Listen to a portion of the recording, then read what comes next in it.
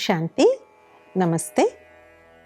ETV life ఆధ్యాత్మిక ఛానల్కి స్వాగతం. రాజయోగం అంటే ఏంటి, దానివల్ల మన ప్రాక్టికల్ లైఫ్లో ఏ విధమైన లాభాలు పొందొచ్చు అన్న విషయం మనం కొద్దిగా ఎపిసోడ్స్గా చర్చించుకుంటూ ఉన్నాము. ఇవాళ అదే అంశం గురించి ఇంకా కొంచెం లోతుగా తెలుసుకుందాము. రాజయోగ సాధన ద్వారా మనలోనే ఉన్నటువంటి పాజిటివ్ డివైన్ ఎనర్జీ అనేటువంటిది మేల్కొంటుంది అనేసి. సో మరి అది ఏ విధంగా మనకి తెలుస్తుంది, అసలు దాని కొలమానికం ఏంటి, దాన్ని మనం ఎలా పెంచుకోవచ్చు అనేటువంటి విషయాల గురించి ఇవాళ మనం తెలుసుకుందాం. అయితే ఈ దివ్య గుణాలు అనేటువంటివి ఏంటి? ఇవి యాక్చువల్గా మన లైఫ్ తాలూకా బేసిక్ నీడ్స్, మన జీవితంలో కావలసినటువంటి అతి ముఖ్యమైనటువంటివే ఈ దివ్య గుణాలు. ఏంటి ఆ దివ్య గుణాలు? మొట్టమొదటిది శాంతి, రెండవది ప్రేమ, సుఖము, ఆనందము, శక్తి, పవిత్రత, వివేకము. ఈ 7 మౌలిక విలువలు very very essential and very basic qualities. వీటినే ఎందుకు మనం ఎసెన్షియల్ క్వాలిటీస్, దివ్య గుణాలను ఎందుకు అనుకుంటాము అంటే, ఫస్ట్ ఆఫ్ ఆల్ ఇవి లేకుండా ప్రపంచంలో ఏ జీవి కూడా జీవించలేదు. కేవలం మానవులే కాదు, వన్యప్రాణులకు కూడా ఇవే కావాలి. అవి కూడా హ్యాపీగా ఉన్నప్పుడు గెంతుతూ తుల్లుతూ ఉంటాయి. కాబట్టి ఈ మౌలికమైనటువంటి గుణాలు లేకుండా ఏ జీవి కూడా జీవించలేరు. అందుకే చాలామంది భగవంతుడి దగ్గరికి వెళ్ళి ఏం కావాలి అని అడిగితే మనశ్శాంతి కావాలి అని కోరుకుంటారు. శాంతి లేనటువంటి వాతావరణం ఎంత వైభవపేతంగా ఉన్నా సరే కొద్ది సమయం కన్నా ఎక్కువ అక్కడ ఉండలేం. కావాల్సిన పని ముగించుకుని తర్వాత అక్కడి నుంచి ఎంత త్వరగా వెళ్ళిపోదామా అని చూస్తాం మనం.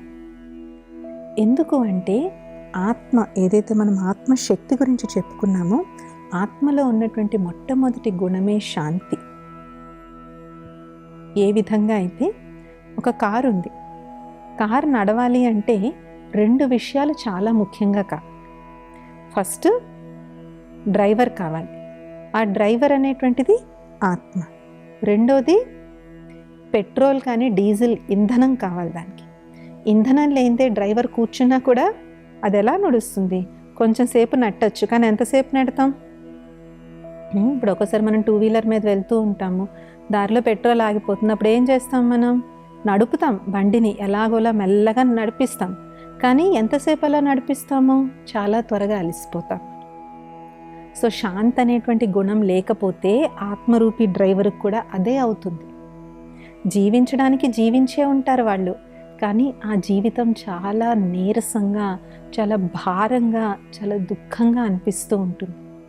రోజులు గడుస్తున్నాయిలే అని అనుకుంటారు తప్ప ఆ జీవితంలో ఉండాల్సినటువంటి మాధుర్యం అనేటువంటిది ఉండదు. ఎందుకు? ఇంధనం అనేటువంటిది లేదు. అయితే ఇంధనం లేదా అంటే ఉంది, కానీ అది గుడ్ క్వాలిటీది కాదనుకోండి, అప్పుడు ఏమవుతుంది? వెహికల్ జర్కిస్తూ ఉంటుంది, లేదంటే చాలా పొల్యూషన్, స్మోక్ ఎక్కువ వస్తుంది అలాంటి వెహికల్ నుంచి, ఇంజిన్ త్వరగా పాడైపోతుంది. అందుకే మంచి క్వాలిటీ పెట్రోల్ వేసుకోవాలని అనుకుంటాం. సో అలాగే మన జీవితంలో కూడా శాంతిగా ఉంటాం మనం, కానీ మధ్యలో వచ్చి వెళ్ళిపోతూ ఉంటుంది. ఒక మంచి శుభవార్త విన్నా, ఒక మంచి దేవాలయానికో, ఒక చర్చికో, మసీదుకో, గురుద్వారకో వెళ్ళినా, లేదంటే మంచి నేచర్, బ్యూటిఫుల్ నేచర్లోకి వెళ్ళినా అప్పుడు మనకి చాలా శాంతిగా అనిపిస్తుంది. కానీ మళ్ళీ మన రెగ్యులర్ లైఫ్లోకి వచ్చినప్పుడు అది రిఫ్లెక్ట్ అవుతుందా? గ్యారంటీ లేదు. కొందరికి ఒక ఆస్పెక్ట్ ఆఫ్ లైఫ్ చాలా బాగుంటుంది. ఫర్ ఎగ్జాంపుల్ కెరియర్ చాలా బాగుంటుంది, సో ఆఫీస్లో ఉన్నంత వరకు చాలా హాయిగా ఉంటుంది. మిగిలిన ఆస్పెక్ట్, పర్సనల్ లైఫ్ ఎలా ఉందో మనకి తెలియదు. కొందరికి రివర్స్గా ఉండొచ్చు. సో జీవితంలో ఒక 5-6 రకరకాల అంశాలు ఉంటే అన్నిట్లోనూ ఒకే విధమైనటువంటి స్థితి అనేటువంటిది ఉండదు. కానీ దీన్నే మనం ఉల్టా చేశామనుకోండి, నేను ఎప్పుడూ కూడా శాంతియుతంగానే నేను ఉంటాను. నాలోనే ఉన్నటువంటి ఈ శాంతి అనేటువంటి గుణాన్ని నా నిజ సంస్కారంగా నేను చేసుకున్నప్పుడు బయట పరిస్థితులు ఎలా ఉన్నా సరే నేను ఏకరసంగా నేను ఉంటాను. అలాగని పరిస్థితులు రావా అని కాదు, పరిస్థితులు వస్తూనే ఉంటాయి. కర్మ ఫలితాన్ని ప్రతి ఒక్కరూ అనుభవించాల్సిందే. కానీ ఆ విధానం, అందులో తేడా అనేటువంటిది ఉంటుంది. అంతరంగికమైనటువంటి శాంతి ఎక్కడైతే ఉంటుందో వాళ్ళు ఎక్కడికి వెళ్ళినా వాళ్ళు చాలా శాంతియుతంగానే ఉంటారు. సో అతి మొట్టమొదటి క్వాలిటీ శాంతి. రెండవ దివ్య గుణము ప్రేమ. ప్రేమ అనేటువంటిది ఇద్దరు వ్యక్తుల మధ్య కానీ ఏదైనా రెండు ఎంటిటీస్ మధ్య ఉంటుంది అనుకుంటాం. కానీ వాస్తవంగా ప్రేమ అనేటువంటిది ఒక నిజమైనటువంటి, ఒక దివ్యమైనటువంటి గుణం. అందుకే గాడ్ ఈజ్ లవ్ అని అంటారు. భగవంతుడు అంటే ప్రేమ స్వరూపుడు అని అంటారు. ప్రేమకి రెస్పాండ్ అవ్వనటువంటి జీవి ఈ భూ ప్రపంచంలోనే ఉండదు. మొక్కల్ని కూడా మనం ఎంత ప్రేమగా దాన్ని మనం చూసుకుంటే అంత బాగా పండుతుంది. ఒక రైతు చూడండి, రైతు విత్తనం నాటిన దగ్గర నుంచి ఆ పొలాన్ని ఎంత ప్రేమగా చూసుకుంటాడో. దానికి రోజు నీరు పెడతారు, దాన్ని దున్నుతారు, దానికి ఏమన్నా క్రిమికీటకాలు సంక్రమిస్తే దానికి మందు వేస్తారు. ఎంత ప్రేమగా ఆ పొలాన్ని చూసుకుంటారు. అంత ప్రేమగా చూసుకున్నటువంటి పొలం ఎంత పచ్చగా వికసిస్తుంది. అలాగే ఒక ఆవు కూడా తన దూడని ఎంత ప్రేమగా చూసుకుంటుంది. దూడ కూడా అక్కడ ఎన్ని ఆవులున్నా సరే తన తల్లి దగ్గరికి అది వెళ్ళిపోతుంది. ఎంత చక్కగా ఆ తల్లి ఒడిలో ఆ దూడ చక్కగా పడుకుని ఉంటుంది. మానవులు కూడా ఒక్కొక్కసారి ఇద్దరు వ్యక్తులకి భాష రాదు, వీళ్ళ భాష వాళ్ళకి అర్థం కాదు, వాళ్ళ భాష వీళ్ళకి అర్థం కాదు. అయినా సరే ఒకరితో ఒకరు ఎంత హాయిగా మాట్లాడుకుంటూ ఉంటారు. వీళ్ళు చెప్తుంది వాళ్ళకి అర్థం కాదు, వాళ్ళు చెప్తుంది వీళ్ళకి అర్థం కాదు, కానీ ఆ భావన అనేటువంటిది క్యాచ్ చేసుకుంటూ ఉంటారు. సో ప్రేమ అనేటువంటిది వాస్తవంగా ఒక డివైన్ క్వాలిటీ, ఒక దివ్యమైనటువంటి గుణం. కానీ ఆ ప్రేమ అనేటువంటిది ఎప్పుడు మనం ఇతరుల నుంచి ఎప్పుడైతే ఆశిస్తూ ఉంటామో అప్పుడు ఏమవుతుంది, అది ఎక్స్పెక్టేషన్ కింద అయిపోతుంది, అంచనాలు వేసుకోవడం కింద అవుతుంది. దానికి కారణం ఏంటి? నా స్వయాన్ని నేను ప్రేమించుకోలేకపోవడం. ఏదైతే మన దగ్గర వెళుతుందో అదే కదా మనం అందరినీ అడుగుతాం. మన దగ్గర నిండుగా ఉంటే ఎందుకు మనం ఇతరులను అడుగుతాం?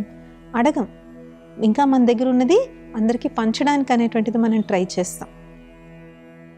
ఎప్పుడైతే నాలో ఈ ప్రేమ అనేటువంటి డివైన్ క్వాలిటీ ఎప్పుడైతే వికసించదో అప్పుడు నేను అందరి నుంచి ఎక్స్పెక్ట్ చేస్తూ ఉంటాను, వీళ్ళు నన్ను సరిగ్గా చూడట్లేదు, వాళ్ళు నన్ను సరిగ్గా చూడట్లేదు అనేసి.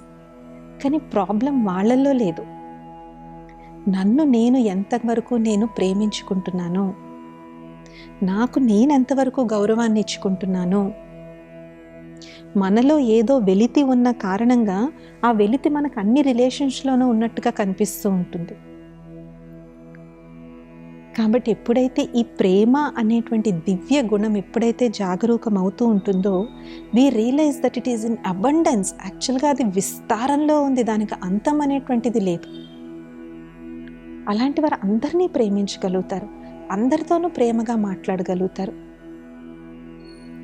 సో రెండో దివ్య గుణము ప్రేమ. మూడోది ఆనందం. అందుకే ఆనందం అనేటువంటిది దేనివల్ల మీకు ఆనందం ఉంటుంది అంటే ఒక్కొక్కరికి ఒక్కొక్క దాని వల్ల ఆనందం అనేటువంటిది ఉంటుంది. కొందరికి మంచి సంగీతం వింటే చాలా సంతోషంగా ఉంటుంది, కొందరికి మంచి నృత్యాన్ని చూస్తే సంతోషంగా ఉంటుంది, కొందరికి మొక్కల మధ్యలో టైం స్పెండ్ చేస్తే సంతోషంగా ఉంటుంది. ఎందుకు? అది కూడా ఒక బేసిక్ నీడ్.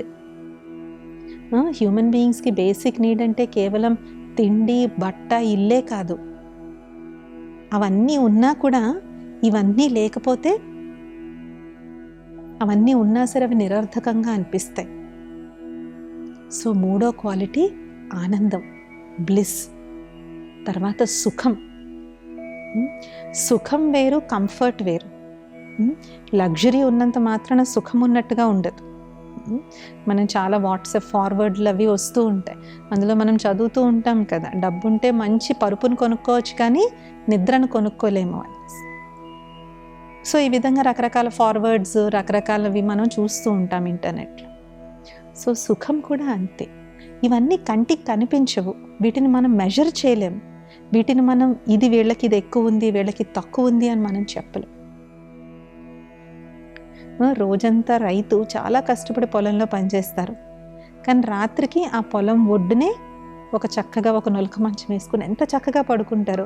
దోమలు కొడతాయన్న బాధ ఉండదు, దొంగలు వచ్చేవన్నా చేస్తారన్న బాధ ఉండదు, ఎంత ప్రశాంతంగా నిద్రపోతారు వాళ్ళు. కానీ ఒక్కొక్కసారి అంత మంచి నిద్ర ఒక ఏసీ గదిలో కూడా మనకి రాకపోవచ్చు. సో వీటిని, ఈ డివైన్ క్వాలిటీస్ని వేటిని కూడా మనం ఎక్స్టర్నల్ విషయాలతో మనం మెజర్ అనేటువంటిది చేయలేం. అలాగనివి దొరకనివి కూడా కాదు, నాలోనే ఉన్న వాటిని నేను పెంపొందించుకోవాలి. ఇంకొకటి, ఈ డివైన్ క్వాలిటీస్ అన్ని ప్రపంచంలో అందరికీ ఒకటే. వీటికి జాతి భేదం కానీ, కుల భేదం కానీ, ధనం, బీద, చదువు, ఉద్యోగం, స్టేటస్, పరపతి, వీటికి దేనితోనూ సంబంధం లేనటువంటివి ఈ డివైన్ క్వాలిటీస్. అండ్ వీటిని అందరూ ఒకే విధంగా వీటిని ఆమోదిస్తారు. ఎందుకు? ఈ క్వాలిటీస్ ఏవి ఈ దేహానికి సంబంధించినటువంటివి కావు, ఇవి ఈ డ్రైవర్కి సంబంధించినటువంటివి. ఏ విధంగా అయితే ఒక డ్రైవర్ మంచి చురుగ్గా ఉన్నారనుకోండి, ఎలాంటి ట్రాఫిక్లో అయినా సరే కరెక్ట్గా వెళ్తారు. అదే మత్తులో ఉన్నట్లయితే ఖాళీ రోడ్డు మీద కూడా యాక్సిడెంట్ చేయొచ్చు. సో అలాగే ఈ డ్రైవరు ఈ దివ్య గుణాలతో నిండుగా ఉన్నప్పుడు జీవితం అనేటువంటి వెహికల్ చాలా సాఫీగా వెళ్తూ ఉంటుంది. అలాగే ఈ దివ్య గుణాలకి ఏ విధమైనటువంటి భేదం అనేటువంటిది లేదు, అందరూ కూడా ఒకే విధంగా వీటికి స్పందిస్తారు. సో మరి మీరు అడగచ్చు, సిస్టర్ మరి వీటిని ఎలా మేము పెంచుకోవాలి మా జీవితంలో అనేసి.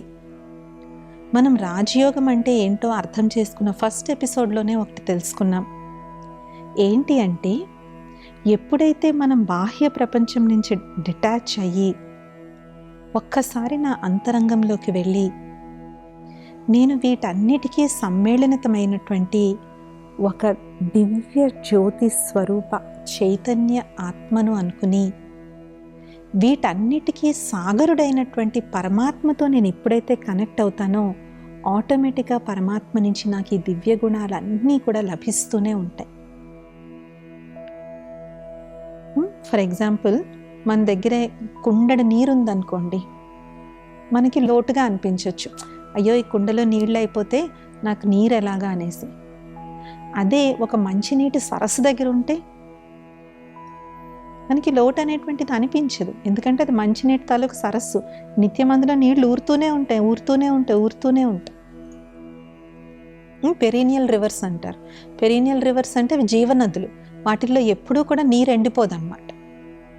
గంగా, గోదావరి, కృష్ణ వీటన్నిటిని జీవనదులు అని అంటారు. జీవనదులు అంటే ఏంటి? ఆ నదులు ఎప్పుడూ కూడా ఎండిపోవు. అందుకని ఎక్కువ నగరాలన్నీ కూడా అలాంటి జీవనదుల ఒడ్డునే ఎక్కువగా పెద్ద పెద్ద సామ్రాజ్యాలు కానీ ఇవన్నీ కూడా, ఇప్పుడు శ్రీకృష్ణదేవరాయల సామ్రాజ్యం ఉంది అంటే అంతా కావేరీ తీరాన ఉంది. రాజమహేంద్రవరం ఇవన్నీ కూడా ఎక్కడ వచ్చినాయి? గోదావరి ఒడ్డున. విజయవాడ ఇవన్నీ కూడా కృష్ణానది ఒడ్డున వచ్చినాయి. ఎందుకు? అవి జీవనదులు, అక్కడ నీరు అనేటువంటిది అంతం ఉండదు. సో అక్కడ ఉంటే ఏంటి, నీటికి ఇబ్బంది అనేటువంటిది రాదు అని ఉంటుంది. అలాగే మనం ఒక ఇల్లు కూడా కట్టుకోవాలంటే ఫస్ట్ ఏం చెక్ చేస్తారు? అన్నిటికన్నా ఫస్ట్ వాటర్ పడుతుందా లేదా అని చూస్తారు. ఎందుకు? అక్కడ వాటర్కి లోటు లేదు. సో ఎక్కడైతే మనకి లోటు అనేది ఉండదో అక్కడ ఆటోమేటిక్గా మనకు అంతా దొరుకుతూనే ఉంటుంది. సో ఈ గుణాలకు అన్నిటికీ సాగరుడైనటువంటి పరమాత్మతో ఎప్పుడైతే మనం కనెక్షన్ జోడించుకుంటామో ఆటోమేటిక్గా ఈ గుణాలన్నీ కూడా మన ప్రాక్టికల్ లైఫ్లో వస్తూనే ఉంటాయి. సో ఎంతెంతైతే ఇవి పెరుగుతూ ఉంటాయో, ఇవి నాలో పెరుగుతున్నాయి అని నేను ఎలా గుర్తిస్తాను, ఎలా తెలుసుకుంటాను? అంతంత మనం లైట్గా ఉంటాం, హెవీగా ఫీల్ అవ్వం, చాలా తేలిగ్గా ఉంటాం. ఇంకొక అతి ముఖ్యమైనటువంటి రెండోది, ప్రతి చిన్నదానికి మనం కంగారు పడకుండా ప్రతి విషయాన్ని సముచితంగా ఆలోచించి సముచితంగా దాన్ని మనం కార్యంలోకి తీసుకుని వస్తాం. ఇంతకుముందు ఏ విషయాలు, ఏ వ్యక్తుల గురించి అయితే మనం ఆందోళన చెందేటువంటి వాళ్ళమో అదే పరిస్థితులు ఉన్నాయి, అవే వ్యక్తులు ఉన్నారు. కానీ మనకి వాళ్ళ పట్ల స్పందించే విధానము, మనం రెస్పాండ్ అయ్యే విధానంలో చాలా తేడా అనేటువంటిది వస్తుంది. ఇవి మనం ప్రాక్టికల్గా మన లైఫ్లో మనం చూస్తూ ఉంటాం. ఏ విధంగా అయితే ఎంతెంతైతే ఇమ్యూనిటీ పవర్ పెరుగుతుందో అంతంతగా కరోనా వైరస్ నుంచి మనం సురక్షితంగా ఉన్నాం. అందుకనే ప్రభుత్వం వాళ్ళు కూడా ఏం చేశారు, హై టచ్ పీపుల్ అని చెప్పి క్యాబ్ డ్రైవర్స్కి, ఆటో వాళ్ళకి, కూరగాయల వాళ్ళకి, మందులు కొట్టు వాళ్ళకి ఫస్ట్ వ్యాక్సిన్ వేశారు. ఎందుకు? వాళ్ళు ఎక్కువ మందితో కాంటాక్ట్లోకి వస్తారు కాబట్టి. సో ఎంతెంతైతే వైరస్ సంక్రమించే ప్రమాదం ఉందో అంతగా వాళ్ళకి ముందు వ్యాక్సిన్ వేశారు. సో అలాగే కూడా జీవితంలో వచ్చే చిన్న చిన్న సంఘటనలన్నీ కూడా ఏంటి, చిన్న చిన్న వైరస్లు లాంటివి. వాటిని ఎదుర్కోవాలంటే నాకు కావాల్సినటువంటి ఒక ఫిజికల్ ఇమ్యూనిటీ పవర్ అయితే ఉండాలి, కానీ ఈ emotional and mental immunity power అనేటువంటిది మెడిటేషన్ వల్ల వస్తుంది. సో 2 ముఖ్యమైనటువంటి లాభాలు, ఒకటి మనం చాలా తేలికగా ఉంటాము, 2 మనం అన్ని విషయాల్లో దేంట్లో అయితే మనం కంగారు పడిపోయేటువంటి వాళ్ళమో వాటి గురించి మనం కంగారు పడకుండా, ఆందోళన చెందకుండా కామ్గా, కూల్గా మనం డిసైడ్ చేసుకోగలుగుతాం. ఇవాళ మనం ముఖ్యమైనటువంటి 4 దివ్య గుణాల గురించి తెలుసుకున్నాం.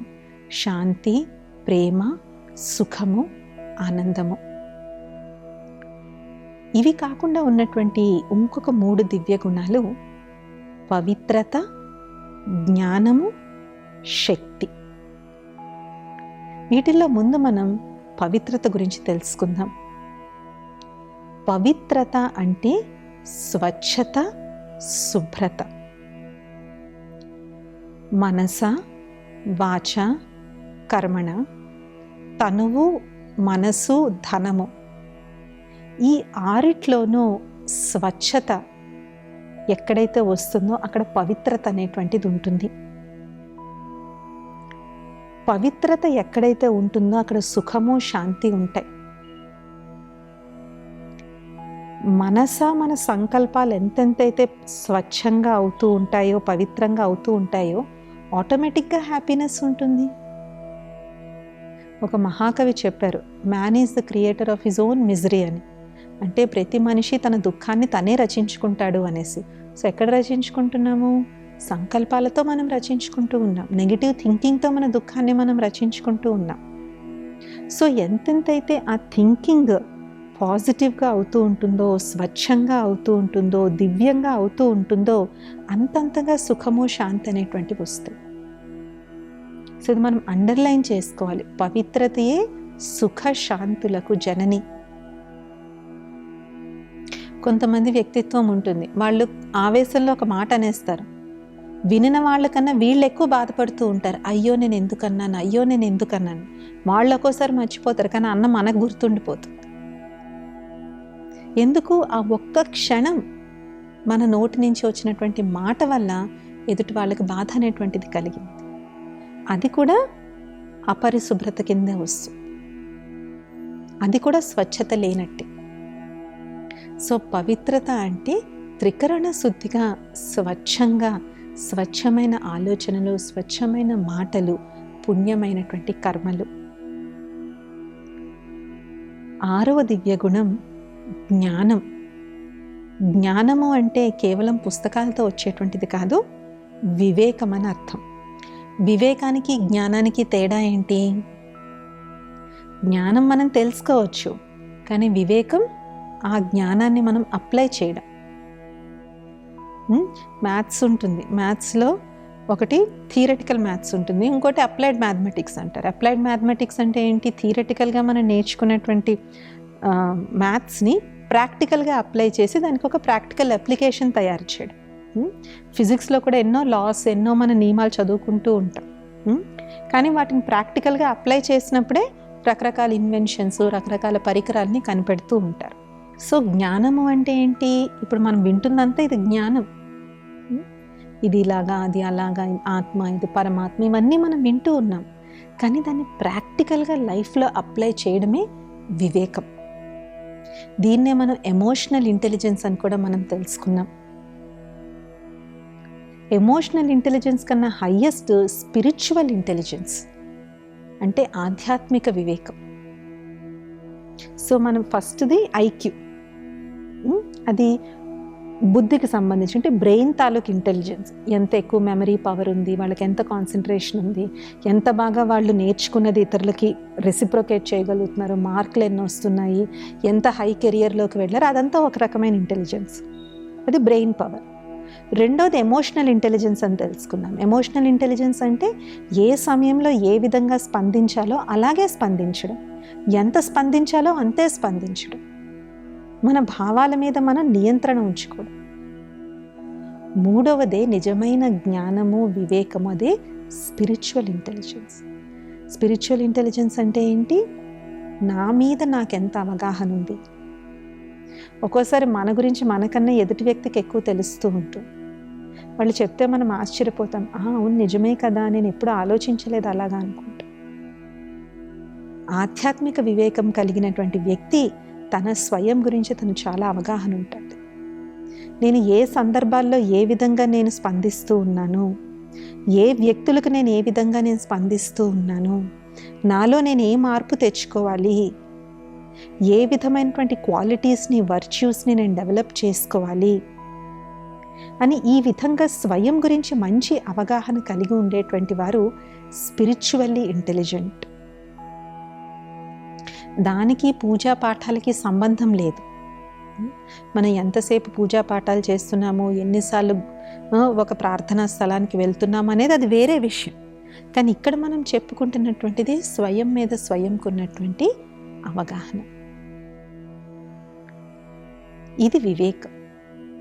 వీటన్నిటి యొక్క సమ్మేళనమే చివరి దివ్యగుణం, అదే శక్తి, ఆత్మవిశ్వాసం, ఆత్మస్థైర్యం, మనోనిబ్బరం. ఆ శక్తి ప్రపంచంలో ఎవ్వరూ మనకి ఇవ్వలేరు, మన నుంచి ఎవరూ కూడా దోచుకోలేరు. ఏ విధంగా అయితే పరమాత్ముడు సర్వశక్తివంతుడో అదే విధంగా ఈ చైతన్య శక్తి అయినటువంటి ఆత్మ కూడా మాస్టర్ సర్వశక్తి. సో ఈ దివ్య గుణాలు, ఈ 7 దివ్య గుణాలు నిత్య రాజయోగ సాధన ద్వారా పెరుగుతూ పెరుగుతూ పెరుగుతూ ఉంటాయి. అయితే ఇక్కడ మనం ఒక విషయం గుర్తుపెట్టుకో, ఇది గారడీ యొక్క విషయం కాదు, సాధనకు సంబంధించినటువంటి విషయం అండ్ అనుభవపూర్వకంగా తెలుసుకోవాల్సినటువంటి విషయం. ఎంతెంత మనం సాధన చేస్తూ ఉంటామో, ఎంతెంత మనం అనుభూతి చెందుతూ ఉంటామో అంతంత ఇంకా కావాలి, ఇంకా కావాలి, ఇంకా కావాలి అనిపిస్తుంది. అయితే చాలామంది ఫస్ట్ చేసేటువంటి కంప్లైంట్ ఏంటంటే, సిస్టర్ మేము అసలు అంతసేపు కూర్చోలేము అని అంటారు. మేము అంతసేపు కూర్చుంటే మాకు అసలు ఏకాగ్రత అనేటువంటిదే ఉండదు అని అంటారు. కాబట్టి రాజయోగం అనేటువంటిది కరెక్ట్గా నేర్చుకోవాలి. కరెక్ట్గా నేర్చుకున్నట్లయితే ఆటోమేటిక్గా కాన్సన్ట్రేషన్ అనేటువంటిది వస్తుంది. ఎప్పుడూ నేను ఏకాగ్రంగా ఉండాలి అనే ఉద్దేశంతో మనం కూర్చోకూడదు. నేను కంపల్సరీగా ఏకాగ్రంగా ఉండాలి అనుకునే కొద్దీ ఏకాగ్రత దెబ్బతింటూ ఉంటుంది. కాబట్టి దీనికి కూడా ఒక పద్ధతి అనేటువంటిది ఉంది. ఆ సరైనటువంటి పద్ధతిలో ఎప్పుడైతే మనం నేర్చుకుంటామో ఆటోమేటిక్గా కాన్సన్ట్రేషన్ అనేటువంటిది వచ్చేస్తుంది. ఇంకప్పుడు దాని గురించి మనం ప్రత్యేకంగా శ్రమించాల్సినటువంటి అవసరం అనేటువంటిది ఉండదు. సో ఇవాళ మనం రాజయోగం ద్వారా మనం పొందుకునేటువంటి ముఖ్యమైనటువంటి 7 దివ్య గుణాలు, అవి మన ప్రాక్టికల్ లైఫ్లో ఎలా ప్రభావితం చేస్తాయి అనేటువంటి విషయాల గురించి తెలుసుకుందాం.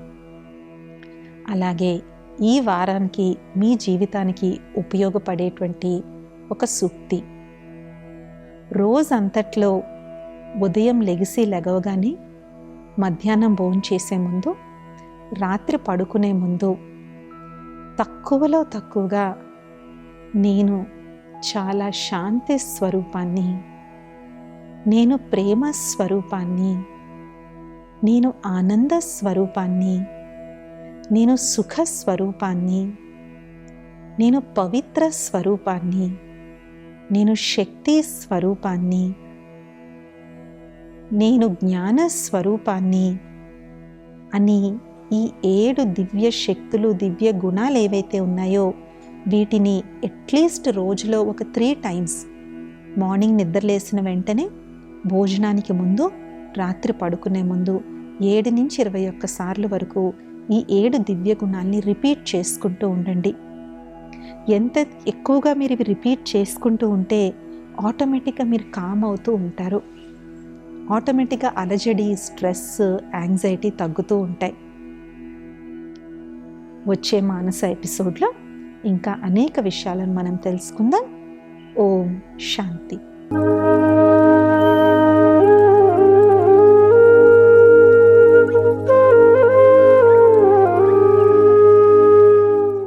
ఈ కార్యక్రమాన్ని తిరిగి చూడాలనుకుంటే www.youtube.com/@ETV Life Spiritual లో చూడవచ్చు.